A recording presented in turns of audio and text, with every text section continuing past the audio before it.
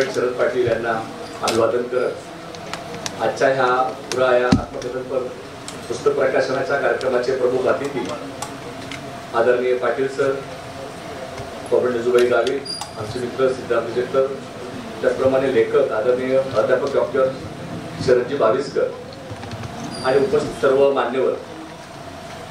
आता जर आपण पुस्तकाचं बुरा या आत्मकथनपर ग्रंथाचं प्रकाशन झालेलं आहे. लोकवाङ्मय प्रकाशन गृह महाराष्ट्रामध्ये सातत्याने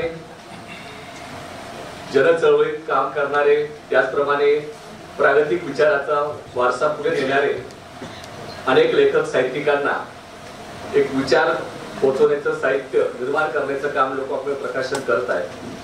बुरा या निर्मितीच्या प्रक्रियेमध्ये आमचे मित्र संदीपजी भंडारे, त्याचप्रमाणे राजनजी बावडेकर यांनी ज्या पद्धतीने भूमिका घेऊन बुरा आत्मकथनपर प्रकाशन व्हावं आणि बाविस्कर सरांचा परिचय आपण सर्वांनी ऐकलेला आहे आणि आपल्या भागातील ज्या पद्धतीने JNU मध्ये जाऊन आपलं एक स्वतःची ओळख निर्माण करणारा आणि त्याचबरोबर एक भूमिका घेऊन जीवन जगणारे साहित्यिक, लेखक आजकाल आपण पाहतो साहित्यिक खूप असतात, विचार खूप लोक व्यक्त करतात परंतु कृती करत नाही.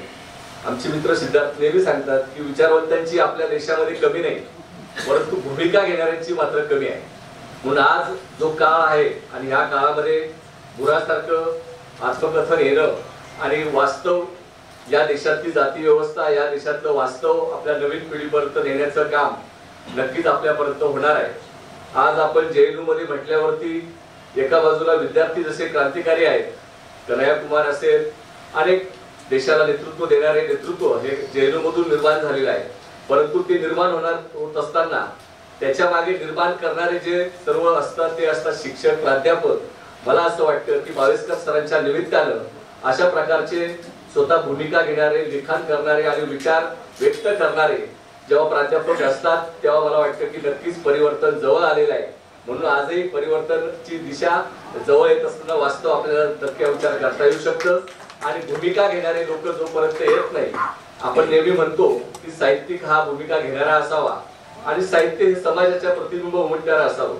म्हणून कविता लिहिणारे कवी असतील, साहित्यिक असतील, परंतु अनुभवातून आपण शिकत असताना या परिवर्तनाच्या चळवळीत आपल्या लिखाणातून प्रेरणा देणं आणि भूमिका घेण्याचा काळ आज आलेला आहे असं आपण म्हणतो. आणि लोकवाङ्मय प्रकाशन गृह सातत्याने या सर्व साहित्यिकांच्या पाठीशी आणि त्याचप्रमाणे साहित्य हे सर्वसामान्यांपर्यंत नेण्याचा प्रयत्न करते. सतीश काळसेकर कवी जे आता आमच्या लोकवाङ्मय प्रकाशन गृहाचे ज्यांनी अनेक वर्ष काम पाहिले ते आता त्यांचं निधन झालं, परंतु त्याचबरोबर अनेक साहित्यिक, विराट आठवड्यांचा आपण कविता संग्रहाला नंतर पुरस्कार भेटला, ते सुद्धा लोकवाङ्मय गृहाचे प्रकाशन त्यांचं पहिलं आम्ही केलेलं होतं. असे अनेक नावं सांगता येतील. म्हणून महाराष्ट्राच्या साहित्याच्या चळवळीमध्ये भूमिका घेणारं लोकवाङ्मय प्रकाशन गृह हे महाराष्ट्रामध्ये सातत्याने भूमिका घेते. डॉक्टर भालचंद्र कांबळे यांनी मला या ठिकाणी जाणीवपूर्वक तुमच्या भागात कार्यक्रम आहे आणि प्रतिनिधी म्हणून तुम्ही त्या ठिकाणी जा आणि तरुण मित्राच्या कार्यक्रमाला जाण्याला मला सुद्धा आवडलं आणि म्हणून या ठिकाणी आलो, त्यांना शुभेच्छा देतो. आणि धुळेकर सुद्धा मोठ्या संख्येने जमतात. अगोदर सांगितलं आमच्या मित्र संदीपने की मोठमोठ्या शहरामध्ये अशा प्रकारचे कार्यक्रम घ्यायला तयारी असते परंतु लहान शहरामध्ये होत नाही. परंतु धुळे काही लहान शहर नाही. हा चळवळीचा वारसा सांगणारा कॉम्रेड शरद पाटलांचा लढणारा जिल्हा म्हणून आम्हाला अभिप्रेत आहे. आणि मला हे अभिप्रेत आहे की 2014 नंतर 19 पर्यंतचा काळ आणि आता 21 पर्यंतचा काळ आणि या देशामध्ये शेतकरी जेव्हा आंदोलन करतोय, दिल्ली पुन्हा एकदा JNU ने 3 वर्ष कन्हैया कुमारच्या नावाने आपण सर्व अभिव्यक्तीच्या संदर्भातली चर्चा आणि सर्व चळवळ पाहिली आणि आता पुन्हा देशातला शेतकरी जागृत होऊन गेले 9 महिने संघर्ष करतोय. अशा काळामध्ये बुरा आपल्या समोर येतोय आणि या बुरा येत नाही तर नुसतं त्याच्या सोबत काम करणारे JNU दिल्ली आपल्या समोर येत आहे. म्हणून येणाऱ्या काळात आपण सुद्धा उपस्थितांना विनंती करेल की आपणही साहित्यिकाच्या भूमिकेच्या बाबतीत भूमिका घ्यावी आणि वाचनाशिवाय आपण काही करू शकत नाही. सर्वांना विनंती करेल की आपण स्वतः विकत घेऊन आपण नक्कीच बुरा हे आत्मकथन वाचाल, सगळ्यांना प्रेरणा देणार आहे. म्हणून त्याविषयी मी कमी बोललो परंतु माझे विचार या ठिकाणी मांडण्याची संधी दिली आणि पुन्हा एकदा लोकवाङ्मय प्रकाशन गृहाच्या वतीने बाविस्कर सरांचं मनपूर्वक अभिनंदन आणि मला इथं बोलण्याची संधी दिली याबद्दल मी आयोजकांचे आभार मानतो आणि थांबतो. खरं तर गेल्या 10 वर्षापासून या औपचारिक वाक्याने मी बरेच व्याख्यान केलेली आहे, पण आता हे वाक्य म्हणताच मला जाणीव झाली की ह्या वाक्याचा ह्या वातावरणात तरी काही अर्थ नाही. कारण सन्मान्य व्यासपीठ हे काय माझं JNU, TU, Miranda, saint Stephen हे व्यासपीठ नाही. हे व्यासपीठ असं आहे ते शरद पाविस्करला कमी आणि पुराला जास्त ओळखतं. आणि त्यामुळे आणि इथं बंधू आणि भगिनींनो, तिथले बंधू आणि भगिनींनो नाही. इथं माझे सगळे शिक्षक, गावातील वरिष्ठ नागरिक, सगळे पुराच्या जगाशी संबंधित लोक जास्त आहेत. म्हणून परत 20-25 वर्षापूर्वीच ते ज्या आठवणी आहेत मनात अनेक गोष्टी आता गर्दी करून येत आहेत. कारण मनाची क्षमता पेक्षा मेंदूची क्षमता ही कमीच असते. कारण मेंदूचं काम असतं की मन वडाय तर कितीही गर्दी करून येतं, पण मेंदू त्याला एक ऑर्डर मध्ये प्रेझेंट करणं, तर ती आता इथं, कारण हा जो जी स्पेस आहे आपण त्याला डायस म्हणतो, ही बऱ्यापैकी माझ्या नॅचरल इकोसिस्टमचा भाग झालेली आहे. व्याख्यानं देणं, शिकवणं, जेमसारख्या विद्यापीठात फ्रेंच तत्वज्ञान शिकवणं, हा एक नॅचरल स्पेस वाटते मला. पण इथं ती मला वेगळी वाटते. बरेच अडचणी आता मला दिसत आहेत आता जेव्हा बोलतोय तेव्हा. कारण मनाची क्षमता आणि त्या तुलनेने मेंदूची क्षमता आणि त्या तुलनेने आता माझी जिभेची क्षमता आता किती साथ देते जीभ मनाच्या तुलनेने, आता आपण पाहूया. खरं तर आदर्शवादी समाजात लिहिणाऱ्याने एकदा लिहिलं तर त्याने गप्प बसावं असा संकेत असतो. त्याने बोलू नये जास्त. तर मी शब्द वापरलेला आहे आदर्शवादी समाजात. पण आपला समाज तसा आदर्शवादी नाही आहे. जर मी बोललो नाही ना तर त्यांना ते सोयीचं आहे. मी लिहिलं नाही ना ते सोयीचं आहे. ते काय जाणून घेणारे स्वतःहून. म्हणून हा जो संकेत आहे, ह्या विषमतावादी अटगळीच्या समाजात मी बाजूला सारतो. कारण माझ्या दृष्टीने तरी ही काही समृद्ध अटगळ नाही. जो मी अनुभव मांडलेला आहे माझ्या पुस्तकात, ही कुठली समृद्ध अटगळ नाही. ज्यांचं जीवन सुख वस्तू असेल त्यांना समृद्ध अटगळ वगैरे त्यांना असू शकते. माझ्यासाठी तरी नाहीये. आणि ते पुस्तक वाचताना तुम्हाला कळेल. तर कुठलीही व्यवस्था जी असते अशी आडवी पडलेली नसते, ती उभी असते. आणि त्यातल्या त्यात आपल्या समाजात ही उतरंड जी आहे ती फार जीवघेणी आहे. कोणाच्याही वाटेला ही उतरंड, म्हणून बरेच नाडी लागत नाही व्यवस्थेच्या. जठे पैदा व्हायले तठे जग तठे मर आणि तठे सुखी आहे. हा धर्म आपल्यावर पावलो पावली तथाकथित आध्यात्मिक दुकानांमधून बिंबवला जातो. तू कुणबी आहे, कुणबी म्हणून जग. पार्लमेंटमा काय काम आहे तुला वालं, त्याच्याने आपण काय विचार येतस असा विचार असले छेद देणारं जे साहित्य शे आयराणी मला बोल चाली का नाही. कारण 4-5 दिवस गप्पा वगैरे चाली राहण्यात लोक असं वाटत आयराणी म्हणजे फक्त टिंगल टवाळी आणि पांचट जोक. आयराणी म्हणजे कसदार विचार पण असू शकतच. हा जो समज आहे आपले तो निर्माण करना पडेल. त्यामुळे आपली जी अस्मिता आहे 6 महिना विचारतच पोरेटले दुनिया सोडीस आणि त्याला नाशिक करून विचारतस, मुंबईत करून विचारतस काय. कारण मी पुस्तकात मांडलेलं आहे आपल्या खानदेशपेक्षा छोटे छोटे प्रांत देश आहेत, कॅटलोनिया, फ्लॅंडर्स और चेकोस्लोवाकिया. लोकसंख्या कमी पण कसदार साहित्य लिहिलं जातं तर कुठलीही भाषा त्याची दखल घेते. आपण फक्त केसावर बबल्या एकच ठोक याच गाणं घ्यावं. आपण साहित्य लिहू शकतो, कसदार साहित्य लिहू शकतो की ज्याची दखल घेतली जाईल. म्हणून आता बऱ्याच लोकांना खरं वाटणार आहे JNU मध्ये आम्ही 2 व्यक्ती आहोत खानदेशी, आम्ही आयराणी बोलतो. अजून एक व्यक्ती आहे वडजाई समुदायाचा, तो तिथं लेबर स्टडीजचा प्राध्यापक आहे प्रदीप शिंदे. तर आम्ही JNU मध्ये पण आयराणी बोलतो. आणि आपलं 5 दिवस केवढं सोडतच गाव मैसन मराठी बोलतोस. माय बापली मराठी नाही असणारी. हा जो प्रकार आहे, मी 8 भाषा बोलतो पण माझ्या आईशी मी नेहमी आयराणीतच बोलतो, का म्हणून तिच्याशी मराठी बोलणार आहे मी. आणि माझ्या घरी फ्रेंच वगैरे मित्र येतात, बिंदास मध्ये आयराणी बोलत, ते समजण्याचा प्रयत्न करतात. आपल्याकडे सर्व विचित्र प्रकार आहे. ह्या पुस्तकातून असे वेगवेगळे पैलू मांडलेले आहेत, जे वेगवेगळ्या कॉन्टेक्स्ट मध्ये संदर्भात ते रिफ्लेक्शन्स आहेत, ते काही विचार आहेत. जसं मी, माझा जन्म झाला खानदेशमध्ये, ती माझी जन्मभूमी. आता JNU आहे, ती माझी कर्मभूमी. आणि जेव्हा हे पुस्तकाच्या प्रकाशनाचा तो प्रश्न आला आणि पुस्तक जेव्हा अनाऊन्स झालं, तेव्हा माझे जास्त, आता बऱ्यापैकी मित्र मुंबई पुणे वगैरे, तर मला मेसेज यायचे की सर प्रकाशन सोहळा मुंबई की पुणे. ते विचार करू शकत नाही की आपण 16 धुळ्यात पण ते करू शकतो. हा एक तो भाग झाला. दुसरा प्रश्न, मी जेव्हा JNU मध्ये बऱ्याच 10 वर्षापासून बरेच विद्यार्थी येत असतात, भेटतात मराठी विद्यार्थी, चुकून पण खानदेशमधून कोणी जास्त येत नाही. कारण आपल्याकडे शिक्षण म्हणजे बाबांना समोरपट आणि 4 तास फक्त दगिरा, हे शिक्षण आहे का तुमचं? तर येत नाही. पण विदर्भ, मराठवाडा येतात आणि ते प्रश्न विचारतात की सर तुम्ही फ्रेंच तत्वज्ञान शिकवता, तुम्ही मुंबईचे की पुण्याचे? त्यांच्या डोक्यात हा विचार येतच नाही की मी धुळ्याचा पण असू शकतो. हा गैरसमज झाला माझ्या जन्मभूमीविषयी. त्यांच्यात हा गैरसमज का आहे, त्याची कारण काय? की धुळ्यात सुद्धा इंटेलेक्च्युअल किंवा अकॅडमिक येऊ शकतात की जी कॉम्रेड शरद पाटलांची जन्मभूमी आहे खानदेश. त्याच्यात व्यवस्था जबाबदार आहे ना. आणि व्यवस्थेला नको आहे की केंद्रबिंदू पुणे मुंबई पासून इकडे तिकडे सरकावा. हा झाला माझ्या जन्मभूमीविषयी असलेला गैरसमज. तर त्याच्यापेक्षा जास्त माझ्या कर्मभूमीविषयी सुद्धा गैरसमज आहे. मार्टिन वाटतं अर्बट कुठला काय तो JNU मला सांगा. आणि 17 वर्ष बंगाई राहिली मी तडे. मला माहिती JNU ला राहणार ना तू. जी न्यूज पाहून म्हणतो नाही बरोबर नाही. तर जी न्यूज वाल्याने तुम्हाला सांगितलं की 2000च्या नोट मध्ये GPH ची चिप सापडली का तुम्हाला? तुम्हाला हे बेसिक यदि विवेक नसेल तुम्हाला, जगून काय फायदा आहे? तुमची इंटेलेक्च्युअल डेथ काय झालेली आहे ऑलरेडी. फक्त शरीर फक्त कॅरी करायचं काय अर्थ आहे? विचार नाही करतायत का? दिसत नाही का तुम्हाला? त्याच्या हे दिसण्यासाठी ते जे अंतर आहे ते शिक्षणाने कापावं लागेल.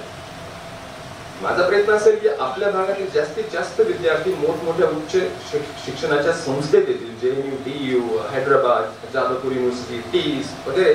त्याच्यासाठी बरेच आता मित्र आता ते यंत्रणा उभी करणार आहेत. तो प्रयत्न असेल. त्याच्याने त्यांना कळेल की ह्या भागाची अस्मिता काय. अस्मिता हा नेहमी वाईट शब्द नसतो. अस्मिता हा नेहमी वाईट शब्द नसतो. काही चांगल्या अस्मिता असतात आणि काही मिसप्लेस्ड म्हणजे चुकीच्या अस्मिता असतात. आणि अस्मितेशिवाय आपल्याला जीवन जगताना ते असं फील पण येणार नाही. म्हणून आपण ते ओळखायला पाहिजे की आपल्या प्राथमिकता काय, अस्मिता काय.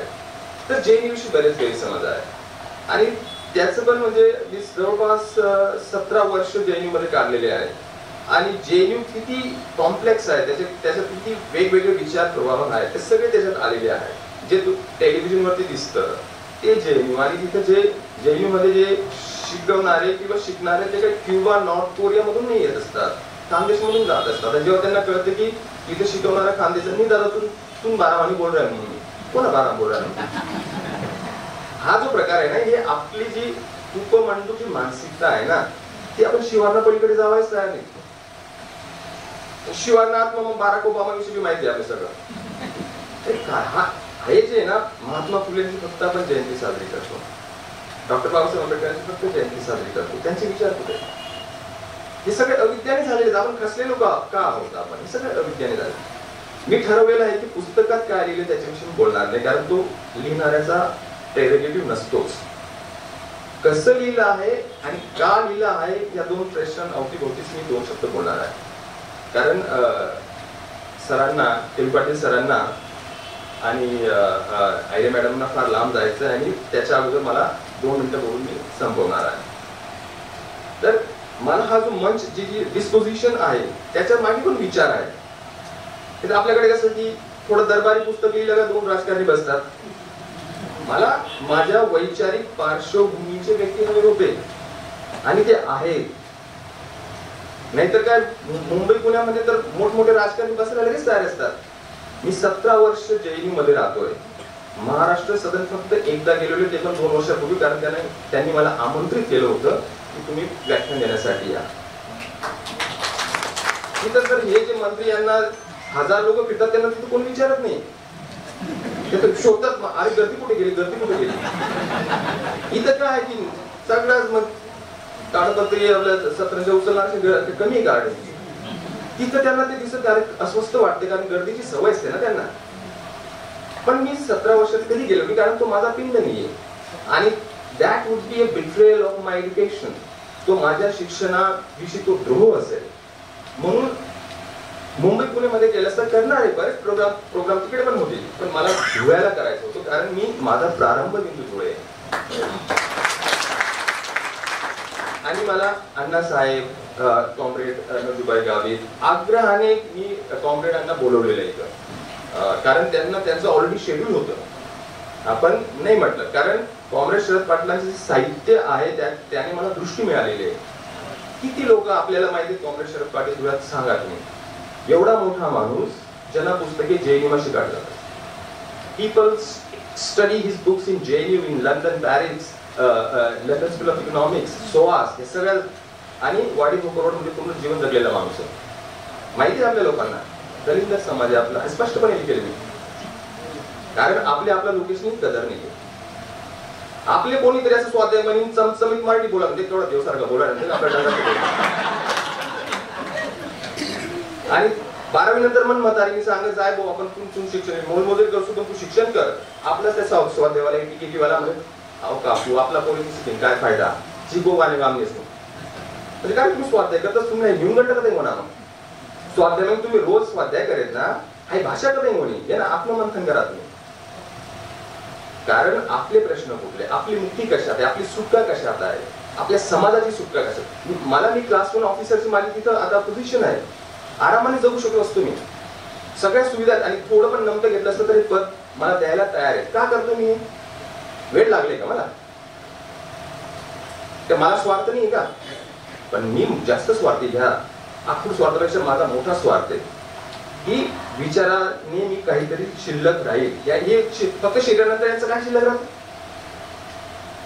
तर माझं कसं की ज्या पार्श्वभूमीतून आलेलो आहे त्या पार्श्वभूमीची स्थिती काय का म्हणून JNU सारख्या विश्वविद्यालयात आमच्यासारख्या डिपार्टमेंटमध्ये तिथे 14 प्रोफेसर्स आहेत त्याच्यापैकी 2च प्रोफेसर आपल्या पार्श्वभूमीचे आहेत आणि 12 प्रोफेसर फक्त एका जातीचे असायला पाहिजे. हा कुठला न्याय ही तुमची समृद्ध अडचण आहे होय. आणि हाही प्रश्न आपण विचारायला पाहिजे आणि म्हणजे हे लिखाण ऍक्च्युली असं ठरवून लिहिलेलं नाहीये. म्हणजे आतल्या जे 350 पेजेस वगैरे जे आहेत मी आतल्या जगत होतो दुभंगलेलं जीवन जगत होतो की दुराच्या आठवणी अधूनमधून त्या डिस्टर्ब करायच्या मला. माझं तिकडे शरद बावीसकरचं जीवन मी जगत होतो. एक 60-70 वयात वेळ मिळाला असता खरंच मी लिहिलं असतं पण ते कोरोना सुरू झाला आणि सोशल मीडियाची फ्री चर्चा होता पण आता तर मी सहज मागच्या वर्षी एप्रिल-मे महिन्यात 1.5 पानांची एक पॅरिसची आठवण टाकली तिथं आणि ती आठवण एवढी व्हायरल झाली सोशल मीडियामध्ये लोक सामूहिक रीडिंग करायला लागले. मग लगेच एका प्रकाशक मित्राचा फोन आला म्हणजे तुम्ही लिहित राहा म्हणे तुम्ही काय लिहित तुम्हाला कदाचित आताही कळत असेल पण तुम्ही हेच लिहिले आहे ना म्हणे लिहित राहा म्हणे. आणि जी आठवण मी सगळ्यात प्रथम लिहिली एक पुस्तक लिहितो असं म्हणून नव्हे तर फक्त एक पॅरिसची आठवण लिहिली ती पेज नंबर 248-49 पानावरती असते. म्हणजे आपण बोलतो पुस्तकाची सुरुवात करतो पहिला काही असं नसतं. आणि नंतर 2-3 आठवडीनंतर हे पुस्तक मी लिहिलेलं नाही हे पुस्तक माझ्याकडून लिहून घेतलेलं आहे आणि छापून घेतलेलं आहे. त्याच्या मागे लिहून घेणारे आहेत प्राध्यापक गिरीश चव्हाण जे आता इथे उपस्थित आहे. त्यांनी अक्षरशः छळ केलेला आहे माझा कारण एका 50-60 पानानंतर लिहिणं शक्यच नव्हतं माझ्यासाठी. त्यांनी 2-2 तास फोनवरती मला तुम्ही लिहि तू थोडासा तटस्थपणे पण लिहि त्यांनी मला फोर्स केलेलं आहे. आणि हे याच्या मागे जे दुसरे महत्वाचे व्यक्ती आहेत ते संदेश भंडारे प्रकाशन लोकवाङ्मय गृह प्रकाशनाचे आणि राजन गावडेकर सरांचं तुरंत की सर आम्ही ह्या पुस्तकाला प्राथमिकता देऊ. आणि त्यामुळे संदेश भंडारेजींनी तर एवढी मेहनत घेतली त्याच्यासाठी तर मला कळत नाही की ह्या व्यक्तीचा काय स्वार्थ असेल याच्यात. अशी पण लोक असतात की त्यांचा शून्य स्वार्थ असतो, पण ते रात्रंदिवस ते 300 पानं 3-3दा वाचतात आणि डोळे फोडतात. आपण तो छोटा स्वार्थासाठी काही कराल, भावासाठी करतो तिथं आपण काहीतरी दत्तच, आपला काय फायदा असेल. तर हा जो प्रकार आहे, मला सगळे माझं जे वैश्विक कुटुंब आहे, ऍक्च्युअली फ्रान्स मध्ये जगताना मला मित्र मिळालेले. माझी आईची अशी परिस्थिती झाली, मी फक्त एक मेसेज टाकला, VIP ट्रीटमेंटने माझे दिल्लीला पोहोचले काही क्षणात. कसं शक्य झालंय?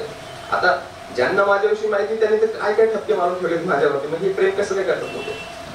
कारण आपण आपल्या सोयीनुसार आकलन करत असतो समाजाचं, आणि आपल्यामध्ये बरंच अंतर असतं. दोन सगळ्या भावांमध्ये अंतर असतं.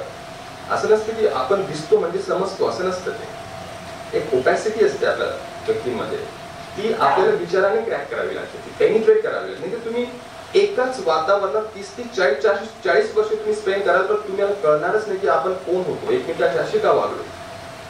It's all about education, it's all about thinking. हा तत्वज्ञानाचा भाग आहे. तत्वज्ञान म्हणजे आसारामचा सराम नाहीच आहे. आपल्याकडे त्या वेगवेगळ्या धारणा. तत्वज्ञान म्हणजे काय शिकड अवघ्या दाढी वाढायली हो, मी प्रयत्न करत एवढीच ती ट्रॉफी सारी वाढली. आपल्याला काय की शिक्षण व्यवस्थेचे जेवढा आपला समाज अविद्येत राहील तेवढा फायदा आहे वर्चस्ववादी मानसिकतेचा. ठीक आहे, म्हणून व्हॉट्सअप विद्यापीठांची निर्मिती का केली जाते? कारण चांगल्या विद्यापीठांमध्ये आम्ही मांडीला बसायला लागलो होतो ना, प्रश्न विचारायला लागलो होतो. असे विद्यार्थी संपवायचे ना, असे विद्यालय संपवायचे. आपल्याला पाहिजे विचार शून्य झुंबडी. आपला जो ग्लोरियस हेरिटेज आहे, आपलं जे आपल्या इतिहासात सगळं वाईट नसतं. काही विनाकारण शीघ्र क्रांतिकारी असतात, नाही काहीतरी नवीनच कट टाकतो आपण. कसं नवीन कट टाकतो? जुनं माती काहीतरी चांगलं असं. तर ते जे चिकित्सा आहे त्याच्यासाठी शिक्षणाची गरज. शिक्षण म्हणजे फक्त काहीतरी इन्स्ट्रुमेंटल शिक्षण नव्हे, उपयुक्ततावादी शिक्षण हे आपली गरज आहे.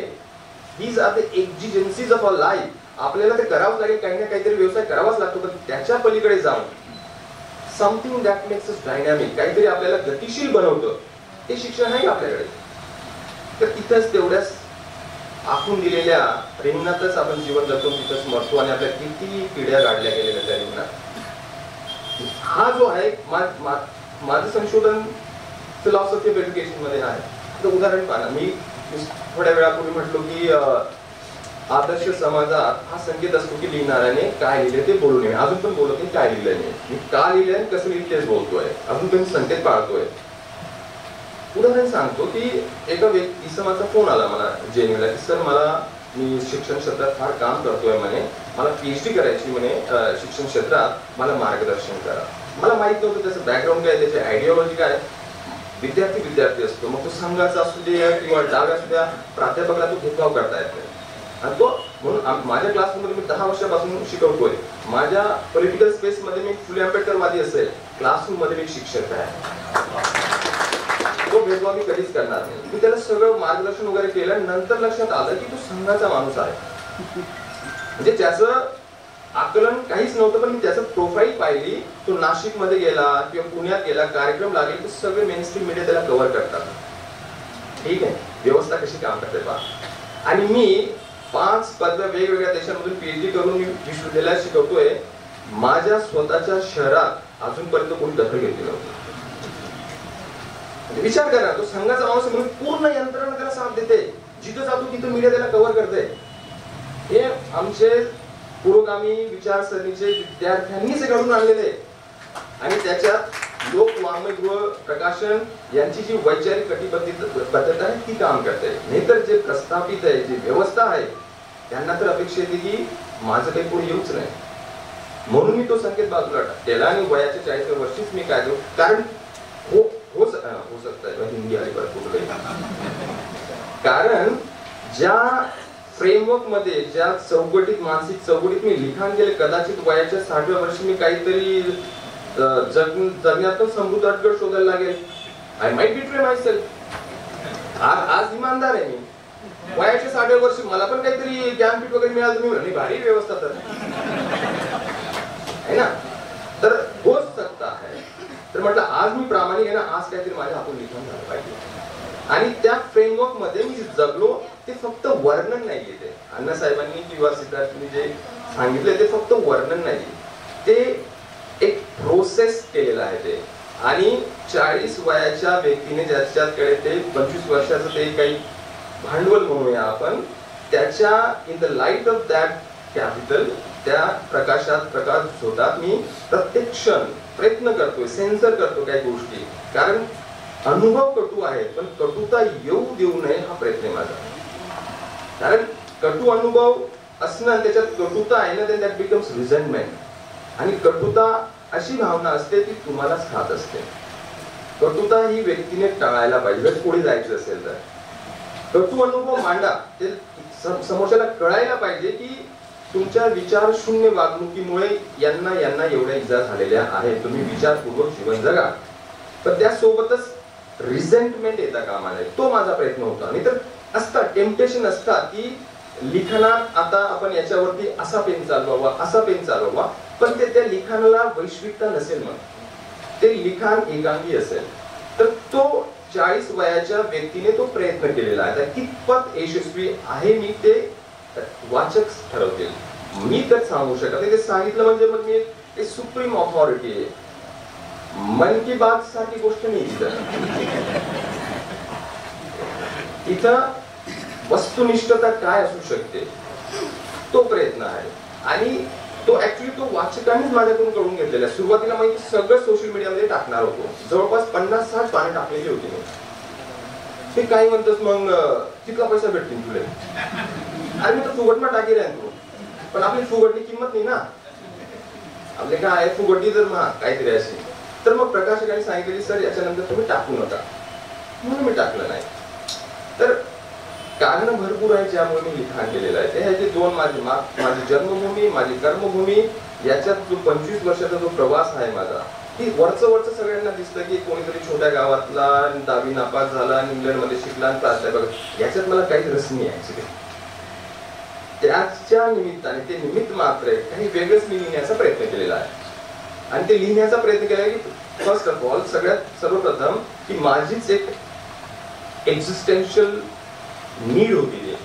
ते जर लिहिलं नसतं तर मला ते दुःस्वप्न परत येत होते. मग त्याला मी ते सगळं बाहेर काढायचं होतं ते, आणि ते काढलेलं आहे. तो एक आहे. दुसरं की मला 2.5-3 वर्षाची मुलगी आहे, तिला गुणाविषयी काहीच देणं नाही. ती JNUच्या प्राध्यापकाच्या घरी जन्माला आली, दिल्लीची आहे. ते पण एक दुभंगलेलं जीवन जगतो की तिचं जीवन काय, माझं जीवन काय.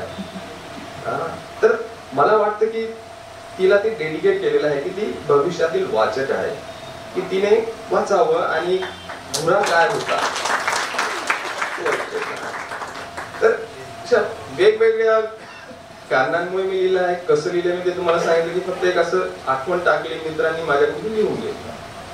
आणि ते आता मला पण खरं पडत नाही की असं झालं, कारण लिखाण 3 महिने चालले फक्त. म्हणजे लास्ट इयर, मागच्या वर्षी माझ्या मध्ये जुलै-ऑगस्ट मध्ये झालेलं असेल, संपलेलं असेल. त्याच्यानंतर ते प्रकाशकांकडे होतं, ते वेगवेगळे. आणि महत्वाचं चांगले किस्से, एक किस्सा सांगतो पुस्तकामधला नव्हे, पुस्तकाबाहेरचा. असं की बरेच आयराणी वाक्य किंवा शब्द वापरलेले आहेत, ठीक आहे. तर मग जे प्रूफ रीडर असतात, जे एडिट करतात, त्यांनी मला सांगितलं की सर हा जो आयराणी शब्द कंसात प्रमाण भाषेचा शब्द देऊ का. मग त्याच्यात मग मला वाटलं माझ्या जन्मभूमीविषयी हा थोडासा भेदभाव आहे. म्हटलं नाही सर तसं नाही करायचं, सर विनंती तसं नाही करायचं. नंतर मी त्यांच्याच निदर्शनास आणून दिलं की त्यांची सूचना कशी चुकीची आहे आणि कशी मिसलेस आहे. सर सुरुवातीच्या माझी आई जेव्हा बोलते ते आयराणीचे वाक्य तर येणारच आहे, पण मी फ्रान्समध्ये असताना फ्रेंच वाक्य पण वापरले सर, इटलीमध्ये असताना इतर वाक्य पण शब्द पण वापरले, इंग्लिश पण वापरले. पण मला नाही वाटत सर मराठी प्रमाण भाषा बोलणाऱ्यांच्या घरी इटालियन किंवा फ्रेंच बोलली जात असावी. त्याविषयी तर तुम्ही सूचना नाही केली की कंसात मराठी देऊ का. म्हटलं तुम्हाला वाटतं की फ्रेंच ही तुम्ही प्रस्थापित आहात, पण तुमच्यावरती ती जास्त प्रस्थापित आहात, तर ती शिकण्याची तयारी आहे. आयराणी शिकण्याची तयारी नाही का. हा जो सोशल लिंग्विस्टिक ऍस्पेक्ट आहे, असे वेगवेगळे ऍस्पेक्ट्स तिथं पुस्तकात येतील असं वाटतं मला. तर अशा बऱ्याच कारणांमुळे की आणि मला वाटतं की हे प्रश्न लोक आता मला विचारणार नाही मुंबईचे की पुण्याचे. मी असं प्रामाणिकपणे असं त्यांच्या तोंडावर बोलून नाही धुळायचं आहे, पण आतून वेगळंच आयराणीत वाक्य निघतं, तू ना तोंडले धुळे का तुलाच नाही. कारण काय की त्याच्यात त्यांचा पण दोष असेल पण आपला पण तेवढाच दोष आहे. आपण काय केलंय खानदेशसाठी, आपण काय करतो. आणि आयराणी म्हणजे मी तर एवढा नैसर्गिकरित्या जैनी मग बोलत काय भानगड 20-22 वर्ष वेगळी हो बाजपोळी सांगेल. तर ते कसं असतं की असं काहीच नसतं की आयराणी बोलल्याने मराठी खराब होते, मराठी बोलल्याने इंग्रजी खराब होते. असे जे असतात ना त्यांच्याकडे ऍक्च्युली व्यवस्थित सोशल लिंग्विस्टिक्स आणि सायको लिंग्विस्टिक्सचं आकलन नसतं त्यांच्याकडे. मी जेव्हा फ्रेंच मध्ये शिकवतो फक्त फ्रेंच मध्ये शिकवतो आणि ते पण फ्रेंच म्हणजे गल्ली बोळात बोलली जाणारी फ्रेंच नव्हे तर जी हायर इन्स्टिट्यूट मध्ये बोलली जाते ते त्या गोष्टी होत असतात.